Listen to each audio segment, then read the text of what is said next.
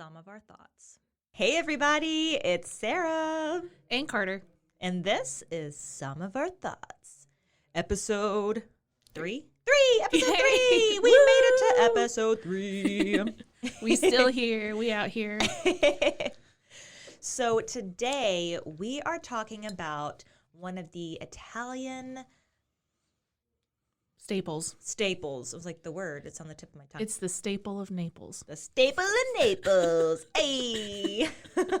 None other than Aglianico. Aglianico. Bellissima. Yeah. So for this Aglianico episode, we are talking predominantly about 2 different bottles of the same varietal, both 2018 vintages.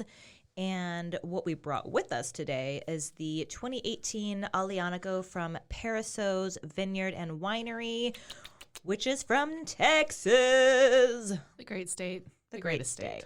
It's so great. Carter, what other bottle are we talking about? Cantina Giardio from Campania, Italy. And this is one that we sell at my wine shop. Sarah was gifted this bottle. I was gifted this bottle. So fun fact about the Paraso's bottle, I have a regular couple at the vineyard tasting room where I work, Valley Mills Vineyards. The sweetest couple.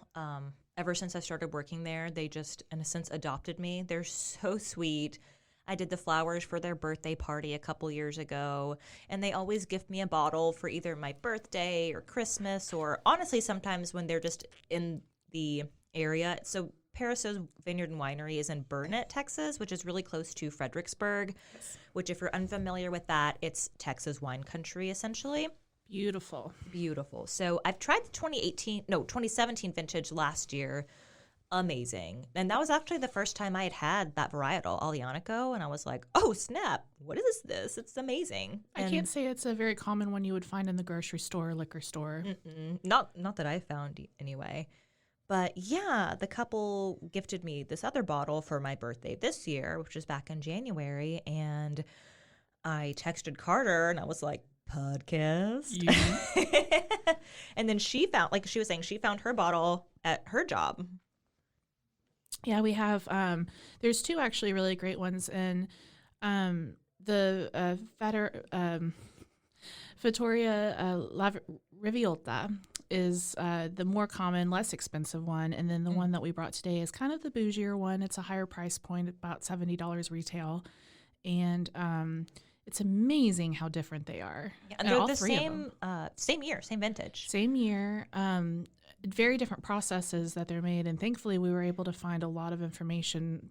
It's not always provided, but for these 2, for sure, they gave us a lot online to work with. And so yours was 70 retail? 70, yeah. 70. And then the Paraso's one that was gifted to me, I had to look it up because since it was a gift, that one retails for $56. And I know when they released this vintage, because that 2017 vintage was so popular, they held it back for a couple months and just let wine club members purchase it. And the couple that gifted it to me, they are wine club members down there. So they did get it a little bit early, like a month or so.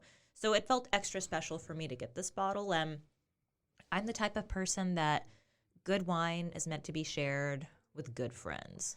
Totally. You know, like it's a great motto. I love it. And I do mean it, even if I only get one glass out of it because I'm sharing it with too many people and then I'm mad at myself. Your birthday party. My birthday party. It happens every time, but my heart's happy afterwards, even so if my happy. Brain isn't. I'm just kidding.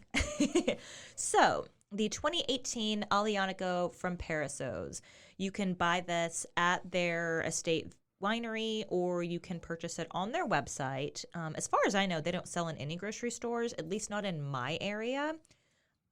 You're welcome to contact them and see if that's true or not. But I know at least in Waco, Texas, it is nowhere to be found. So, but gosh, aren't we lucky to have it? Aren't we lucky? Staring at it right now. It is the most beautiful color. It's almost like a deep ruby color. Mm-hmm. It's very, very beautiful. And a fun little wine trick, if you are new to wine, which I like to talk to you guys a lot just to have fun, if you fill your wine glass with wine and tilt it over, looking over a white piece of paper, or if you look up into like a bright white light, you're really going to see the color of the wine, the true color. And the closer you get to the edge of the glass where it gets, where the actual wine gets a little thin, that's the color you want to look at. And it's so cool. This wine is beautiful. It's a little viscous. It kind of has like a ledge to the edge of it. It does. And I think that just speaks to the tannins. It is tannic, but not overpowering. It's very round, as we were saying. It's extremely round. That mouthfeel that I like to talk about. Yeah, super round. It's slightly tannic, but not super. On the nose, I get a lot of cherry, some spice to it, almost like baking spices. Yeah. A little bit of like that smoky char from an oak barrel, but honestly, it's so fruit forward and smooth. It's one of those where it's like, I could definitely chug this, but it's so beautiful, I would never. Just be careful. Yeah, it's me. So Parassos is a 16-acre estate vineyard. Like I said, the winery is in Burnett, but their actual vineyard is near Marble Falls out in the Texas Hill Country. And to have a few little things about their farming and sustainability practices. So farming, they prefer decomposed granite soils. They basically did a bunch of trials with different parts of land in different parts of Texas. They started like in Austin, where the couple that owns it lives, and then they planted vines there. They planted vines at, I think, one of their sister's houses, like different areas in Texas, just kind of like trying out to see what would work. And then they selected their land to finally settle on to grow their grapes in that type of soil, that decomposed granite soil. As I said, their main vineyard is in the Texas Hill Country near Marble Falls. And the area where it is, it's described as a geological dome that's about 90 miles in diameter, nestled within the mountain ranges to the east and west of the Colorado River Basin. Look up their website. It's so great. There's so much information. I really respect that. Because nothing's worse than when you're looking for a wine that you really like and you're constantly looking up like, oh my God, I can't find anything about this. What did Vivino tell me? Do I believe it? I don't know. And you can't find anything. So I really appreciate really thorough websites. And then with their sustainability, each year they rebuild their soil with organic compost, a combination of mulches, different tea applications within the compost, as well as they dose it out with varying amounts of seaweed, fish oil, kelp, and molasses through their drip irrigation system. So nutrient rich. Super. Through their drip irrigation system to feed the microbes in that soil. Those microbes break down the nutrients dripped along the compost, making the macro and micronutrients readily available to the vines. And they actually had another cool thing about their winemaking that I don't think I wrote it down. Let me look it up. Because everyone makes wine differently, you know. Their process. I'm just going to go with that. So after they harvest, they refrigerate their fruit to decrease the temperature below 55 degrees so that the native yeast will not start fermenting. This process is known as cold soaking, and it sounds crazy, but actually a lot of people do this. It seems like a lot of extra work. So I think there's probably quite a few people on their team because it seems like something that really needs to be maintained a lot.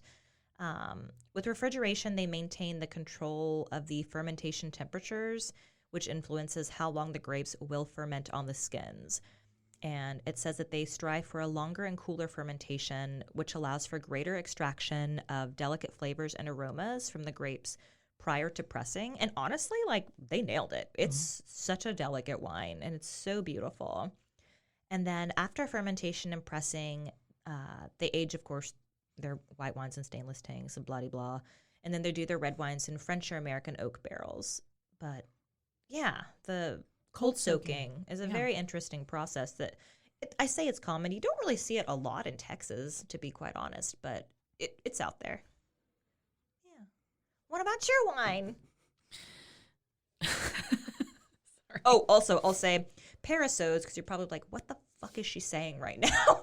Parassos is a Greek word found in the Bible that translates to exceedingly abundantly beyond what is expected, imagined, or hoped for?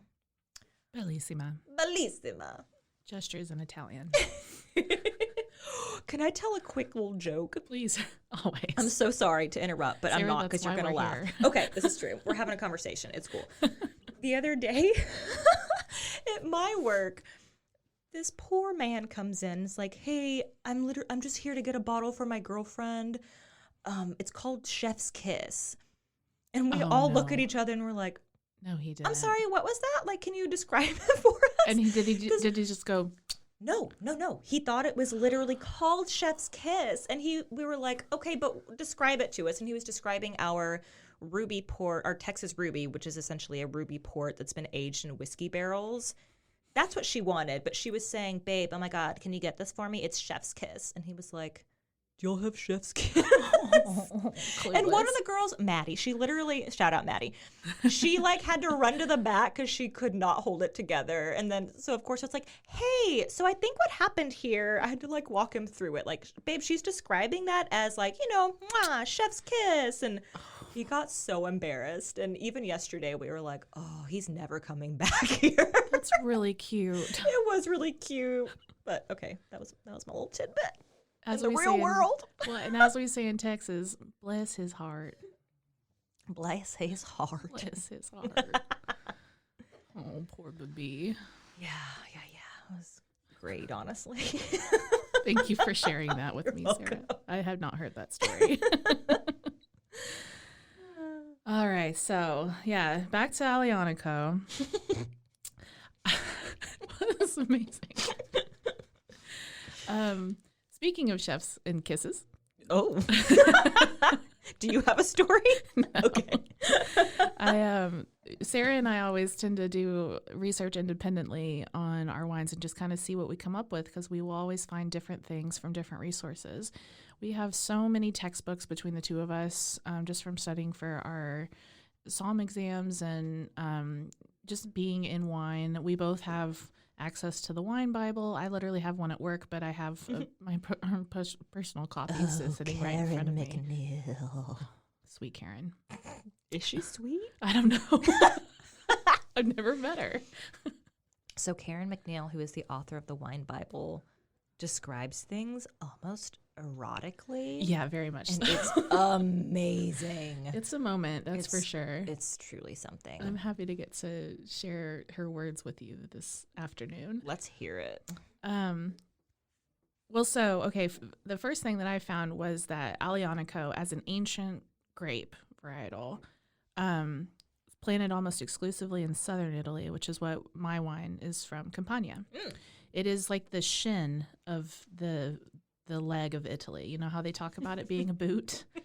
And whenever people talk, Sarah, it's okay.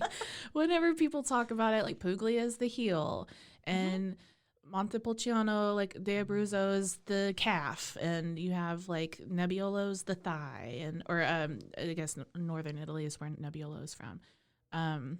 Venice is the ass. Well, it is. It is. Anatomically speaking. So, but the shin is Campania, and Aglianico is called the Barolo of the South, which I think is really cool. That's one of me and Sarah's other favorite wines is Barolo, Nebbiolo, Barbaresco. And having this wine for the first time today, I can tell you is very different than what we're drinking right now. Also very different than the other Aglianico 100% Aglianico that we have at my wine shop. Cantina Giardino, beautiful, beautiful bottles, amazing artwork. Really cool bottles. We love, they have so many awesome versions. There's a couple of really great orange wines. We have a huge 3-liter bottle that's called the Sophie that has been at the wine shop as long as I've been there, way longer than me, in fact. Oh. And it's just like the coolest thing. It sits on the middle of our kitchen island in the big room. So when you walk in, it's like the first thing you see, and everybody wants to pick it up. And I say, please don't. It's so what up, Sophie? It's so heavy and very expensive. Did you say 3 liters? 3 liters. That's gigantic. Yeah, it's the German bomb. And then they have the Methuselah as well, but we don't have a Methuselah. Shame. Those are the giant Magnum bottles. So there's like the 2 liter that'll be just a Magnum, and then the double mag, and they all have their own word association that I'm blanking on. It's okay. We're talking about the Shin anyway. We are, yes. Oh gosh. Okay, so the cool thing about my producer that I'm excited about, Antonio and Daniela, they have sustainable practices in their vineyard as well. A little bit less information than Sarah was able to find on hers, but knowing what we know about wines, that just means that they probably compost and have hand-picked harvesting practices, low intervention in the cellar. The vines of mine are 75 to 90-year-old vines, which is not rare for Italy, but it's important to note because that just means the vines are mature. They all meet the Italian wine standard that's referred to lovingly as the DOC. That is the Italian government's answer to the French wine standard AOC. That stands for the Denomination d'Origine Controllata. That just means the standard for maximum yields, specified grape varietals, and production methods in Italy. The origin is not just controlled but guaranteed. So my favorite thing to tell people when they're looking at Italian wines is to look for the blue or brown label that will be wrapped around the top of the neck of the wine barrel or wine bottle. There's only 332 DOCs, only 73 DOCGs, and they have to list it on the menu. So if you're at a restaurant that has a really expansive, extensive wine list and you can't figure out what you want, but you know you want something good or you're splurging, or even if you're not, if you're just looking for something that's a classic representation of whatever you're looking for, it'll say DOC or DOCG next to it. And I just think that's a good place to start when you're I agree. when you're studying wines. So for mine, the southern Italy terroir is going to be very volcanic. It's very hilly, hot and dry summer with pretty wet winters. It's on the coastline, so that sea breeze from the Tyrrhenian Sea will definitely impart itself a little bit. Summer breeze, Make me feel fine. Beautiful, Sarah. Got a little vibrato there. Ooh. Gotta mix it up. We're feeling loose. We're great. So, the soil formation, which is really, it says so much. It does. You need, when you're studying wines in this official capacity as we are, they have a combination of limestone with gravel and clay. There's it adds a lot to the complexity, I think, of there's some minerality to mine. Definitely. They taste so different. So different. And it was amazing. As soon as we opened it, you pour and give it some swirls, oxidize like we always say. And then it opened up. It was like 2 different wines. It was crazy. It had a lot more tannic, but still not as much as I was expecting. I talked shit about decanters a couple episodes back. These 2 bottles, you would be like, Can be decanted. Yeah, for sure. Especially your bottle, because that was way different to me after it was opened. It made a huge difference. And considering the price point, that is the kind of, that's a perfect bottle to decant. It's lovely. It's a great wine. It's beautiful. So, considering the area that I'm talking about, it's very old, ancient Greece and ancient Rome times. I mean, these are, people that, it's right by Pompeii. So they have the relics of Pompeii, which is fascinating to me. That's cool. That's awesome. Yeah. Oh. Can I go off about Greek mythology a little bit? Yes. Just a little bit. Her eyes are like, bitch, you better let me talk about this right now. I'm just a nerd about it. Do it. So we have, there's just so many fascinating stories. Karen mentions in the Wine Bible the Lacrimae Christi, that is the tears of Christ. apparently, as the story goes, that Jesus ascended to heaven. He looked down and saw the Bay of Naples, and it was so beautiful that he cried. His tears landed on the slopes of Mount Vesuvius, where vines miraculously sprang up. And then another story suggests that when Lucifer, I just said that, when Lucifer fell from heaven, Christ was sad and cried tears that landed on the slopes of Mount Vesuvius, again producing the miraculous vines. This is a little bit less erotic because we're talking about heaven and hell, I suppose. But or is it the most erotic? Seriously. The idea, we have a really beautiful wine called Lacrimi Christi that isn't anything like the wines we're talking about here, but it's just it's a huge part of Italian culture and Catholicism and obviously world history. I've always thought that wine is the history of the world. Mm-hmm. It's art. Agreed. And it's culture and it's like time traveling, and to have such cool different representations of like a Texas wine that's clearly inspired by Italian. I mean, it's an Italian grape grown here. We have a pretty similar climate, so that's why a lot of Spanish and Italian stuff grows so well in Texas. And at Sarah's work, they have all European style wines, which is just really cool that we're able to do that here and have such great options for it. Absolutely. We're big fans. You had a really cool fact about their winemaking process.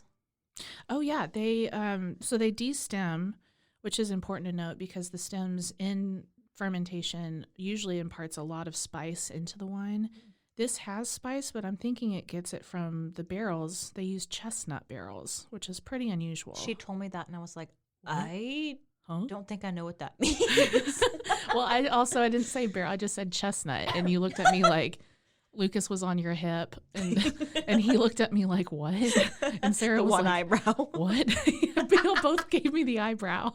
I was like, come on, guys.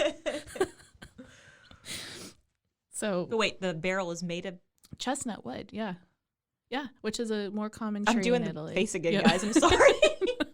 That's crazy to me. It is. It's very unusual. So most wine barrels are made from oak, and it's either French or American, and that imparts so much on the taste that the chestnut, it has to make a difference. They de-stem the bunches and ferment on the skins for 3 weeks before they let the wine rest for 9 months in the chestnut barrels. That's awesome. I think it packs all of the dark, savory complexity, and it makes it just a really simple, pure, some may say charming. Vivian said charming, and I just thought that was, anytime I can call a wine charming, I'm going to. Absolutely. And it said effortless to drink, which I agree, but it did make a big difference to open it up and let it breathe a bit. Yes. It made all the difference. Yes, it was very sharp right out of the bottle to me. It was like, oh. Yeah.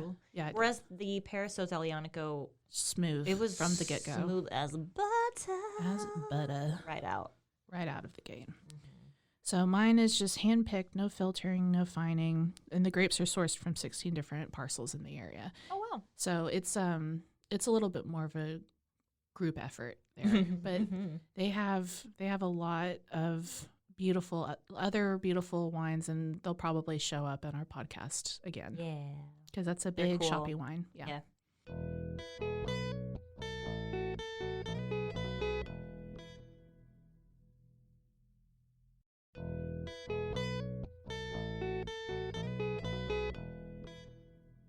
So, you want to talk about the vinyl pairing? Sure. This is my absolute favorite vinyl album, whatever you want to call it. It is my favorite. My favorite. For Crosby, Stills, Nash, and Young. Dèjá Vu. Crosby, Stills, Nash, and Young. It's so good. It's been my favorite for... how old am I? 31. See? Maybe like at least half my life. Sure. It's so amazing. Sarah and I have very similar tastes when it comes to music and wine. Thankfully, that's why we're doing this. And we had at first we had kind of a tough time with this wine and vinyl pairing because we were like, man, this is such a special classic grape varietal. I needed a classic album to go with it. Exactly. You want to talk about it a little bit? Well, Sarah got this vinyl gifted from her lovely partner at Christmas time because her original one that was probably your father's cracked. Probably. As vinyl does, and all of my vinyl is my father's too. I have invested in a few myself. We have Mac Miller at the Wine Shop. That's a very, very important album, and we will be talking about it. Guaranteed. Circles. But no, Dèjá Vu, oh my gosh. I grew up listening to classic rock with my dad. Sarah grew up listening to classic rock with her dad and mom. And this album is the first album as a quartet with Neil Young, which is so important. Is 1970. Good. There's some classic songs that everybody knows if you listen to. Woodstock, Teach Your Children, Our House. Mm-hmm. Atlantic Records just knocked it out of the park with this one. My favorite, oh God, it's so hard to pick a favorite song off this album. It's so good. Helpless is one of my top 5, if not 10, absolute favorite songs of all time. It's absolutely beautiful. The intro to Helpless, oh my gosh, please listen to that song. If you're not familiar, I don't know how you're even listening to this right now, but I hope you listen to it. Also, Almost Cut My Hair, which isn't a super popular song by them. It's a deep cut. Yeah. It's so good because it's a very pretty album, and then it gets to that one, it's just like, and it's like, oh, they went off. There they are. There they are. Oh God, it's so good. And the whole song is him talking about how he almost cut his hair, and so we've all been there as women, especially. Absolutely. But also Ryan, my partner, his hair is gorgeous. Past his ass crack. Yes, past his hips. That's what I should have said. To not be crude. Be as crude as you'd like, ma'am. Okay, that's fine, I guess. But I don't know. That song has just always spoken to me even before I knew him. It's just it's so good. It's so good. It's they're all a bunch of hippies, and I mean, who doesn't love like just some good old 70s rock and roll? Yep. Our house. God, our house. Very, very, very fine house. With 2 dogs in the yard, 'cause I don't like cats. Nope. Cats are fine, I guess, but yeah. I just changed the lyrics because I love them so much. And Sarah and I really don't like cats. I'm so sorry to all of my cats friends love with me. Cats who are listening. Cats love me. They do. That one at the wine shop the other night put its ass in your face. Put his face in my face twice, though. Yeah, and then the ass, and I was like, I'm done. And then he came over to me, and I just went, nope. I'm allergic. You're not a dog. You're not a dog. I will suffer allergies for a dog, but. Oh, also the album that Ryan gifted me. So, yeah, my original album was cracked, and I was devastated. My whole vinyl collection, I had moved it a few times, and the last time I moved it, that was the only vinyl that was cracked, which was just like harrowing and horrible. But so yes, my Christmas gift from Ryan, he found a first press edition of that album. That's gorgeous. And it's dope because the original album I had was maroon, and then it has like this overlay that's like cream and black and gold.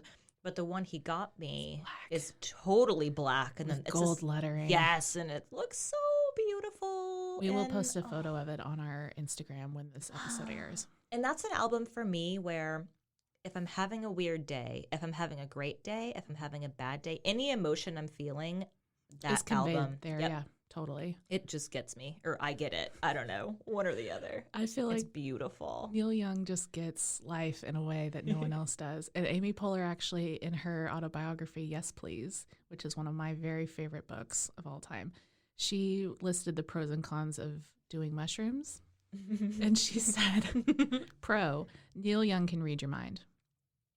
Con, Neil Young can read your mind. And when I told Sarah that earlier, she was like, oh, that's good. Because I think so good. If you know Neil Young at all, you know he's a little bit of a creep, but he's our creep. He's our creep. I stand by Neil Young, damn it. Yeah, I will follow him to the end because of this fucking album. Oh my God. It's the best album. I'm hyped. So I can't talk about my favorite vinyl without getting hyped. No, I'm not sorry. I'm not sorry. Don't control your enthusiasm. Unleash your enthusiasm. We are, we're hyped on this because it just felt right. And this whole concept, as we've mentioned 3 times now, is it's not a science, it's us. And like, here we are, you're listening to us. Hey, what's up? Yo, yo, yiggity yo. We're in this thing together. Yo, yo, yiggity yo. That's Is that from Juno? Is it? No, it's the hamburger phone. Yo, yo, yiggity yo. I think I get it from Hank Moody from Californication because he said, yo, yo, yiggity yo. It. You better check yourself before you riggedy wreck yourself. I think this is my favorite episode so far. They just keep getting better, dude. Okay. So the food pairing for this evening. The food pairing.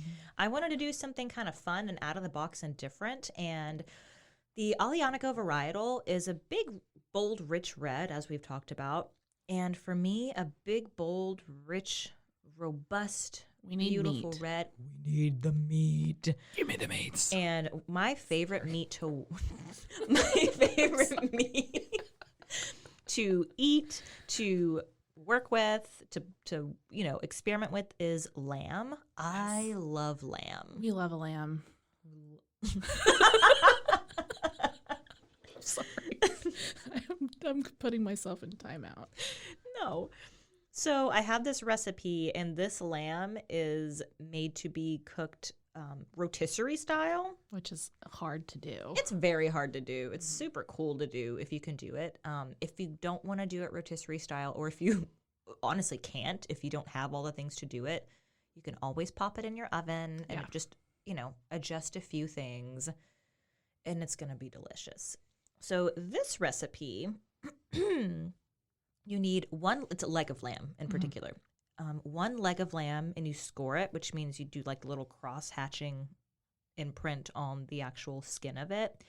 If you can't find leg of lamb, you can do a different cut, and I always try to give people options because in our area, like our meat market, we might not always have leg of lamb. No, it's harder to find in cities like Waco as opposed to the bigger cities with Whole Foods or Central Market. And then you'll need 2 to 3 tablespoons of... we always have like a garlic herb rub that we make at the house, and if you want to make it yourself, it's a garlic and herb rub, right? So it's garlic, it's like onion powder. I think we do rosemary, dried mint. If it's like in particular for lamb and mint goes so well together, and you don't even have to do. I've made like a mint chimichurri sauce to go over lamb, and that's amazing. But if you just want to rub it like this recipe, get your favorite ingredients for a rub and. Amazingly, I think it's kind of cool to say like the rosemary, oregano, olive all grows super well in Italy. Definitely. And especially in this part because of the chalk loving Mediterranean plants in the sea. So it's amazing the confluence of the wine and the food again here. Absolutely. You will also need 1/4 cup of white wine, 5 to 6 garlic cloves, 1/4 cup of parsley, a tablespoon of rosemary, a tablespoon of thyme, and I always prefer fresh herbs. If you don't have any, if it's a weird time of the year, that's fine, but preferably fresh. And then 2 tablespoons of olive oil. So the instructions, you take a blender. You could use a food processor, but I found with a blender, it just gets it really fine. And you get your blender, and you're going to add all the garlic, the white wine, the garlic herb rub, the parsley, the rosemary, the thyme, and the oil. You're like a Simon and Garfunkel song. Parsley, oil, rosemary, and thyme. Ooh, that should. So you're going to mix it until coarsely chopped, and then you're going to lather that mixture over the leg of lamb, and you're going to set it into the fridge for at least 4 hours, but ideally overnight. And I know in the last episode I talked heavily about, when we were talking about fried chicken, about the beauty of marinating meat because it just makes it so tender and so juicy, and basically the longer the better. Oh, and lamb needs to be juicy and tender. Absolutely. There's no reason to do it if you don't. Yeah, you don't really want to do it more than 24 hours unless you have a giant, like an entire lamb, right? Like a huge, huge chunk of meat. But if you're just doing a leg of lamb, at least 4 hours, if not overnight.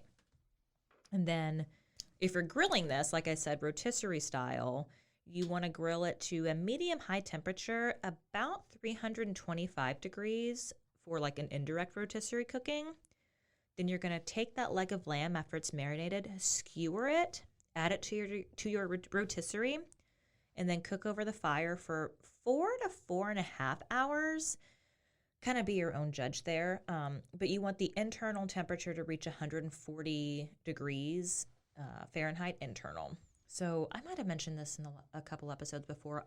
A meat thermometer is one of the absolute best things I've ever invested in. Yeah, and the nicer the better. You use a candy thermometer as well for oils and stuff. Yeah, for frying, absolutely. And it really does. It just helps you, get into that sweet spot where you're like, is it done? Is it not? Because sometimes if meat's really soft, you're like, there's no way that's done. But if you check it, it is. And it's like, oh, that's done and sheet tender. And it's perfect. So, you're going to cook it for 4 to 4.5 hours until it reaches 140 degrees Fahrenheit internally. You're going to pull that leg of lamb off the rotisserie and let it sit for 10 minutes.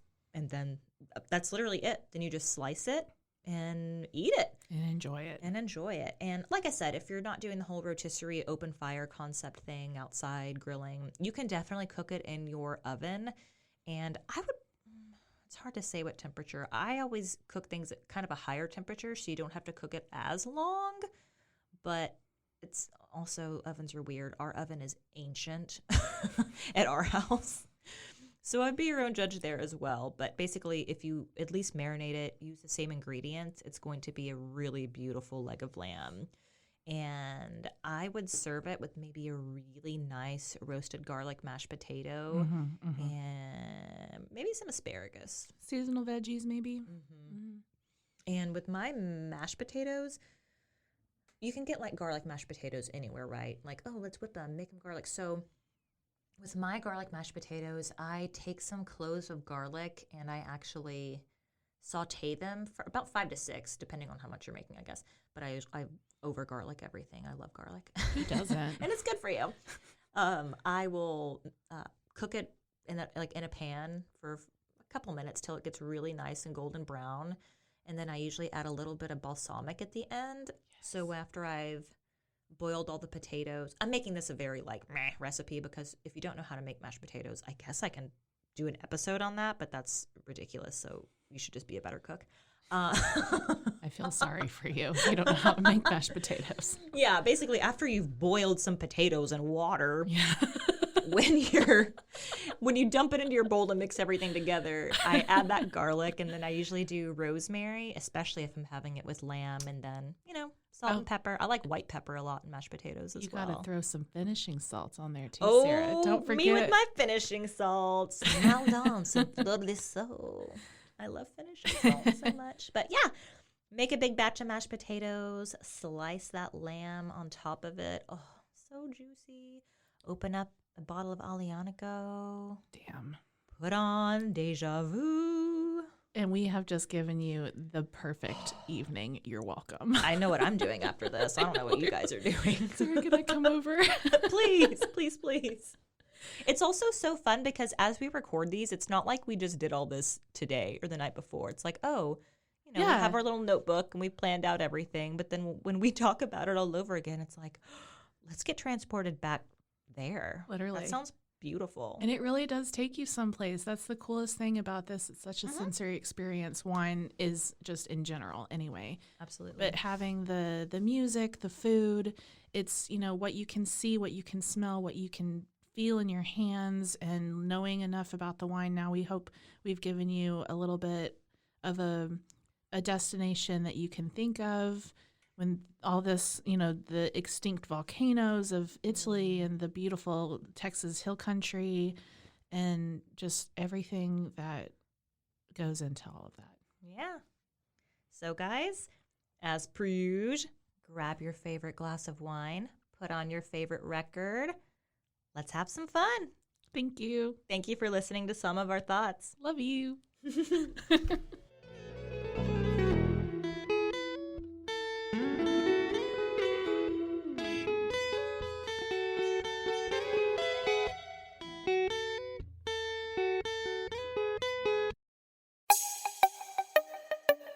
This has been a Rogue Media podcast.